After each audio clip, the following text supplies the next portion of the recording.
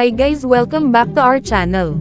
Pag-uusapan naman natin ngayon si Alby Casino.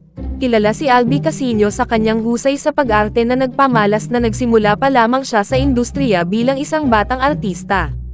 Una nga sumikat si Alby sa kanyang pagganap sa Mara Clara at nakatambal naman si Catherine Bernardo.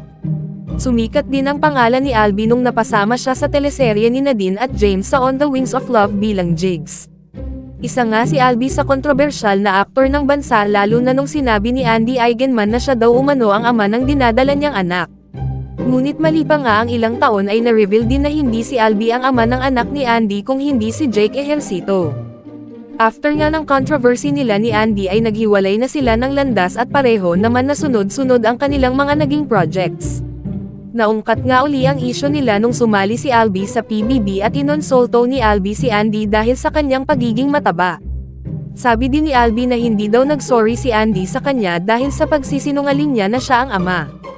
Naglabas naman ng resibo ang kaanak ni Andy na nagsorry na daw umano si Andy kay Alby at nagkapatawaran na ang dalawang partido at di nila maintindihan bakit inuungkat uli ni Alby ang kwento.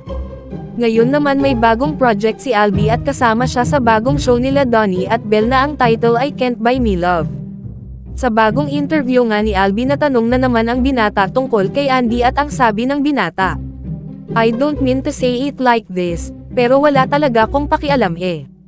It doesn't bother me, I don't think about it. It's hard for me to answer now because I'm thinking about it now, because you guys asked me questions. But on my daily lives, never naman na siyang pumasok sa isip ko." Natanong naman ang binata if open ba ito makatrabaho si Andy. Sinagot naman agad ni Alby na ayaw niya daw makatrabaho si Andy.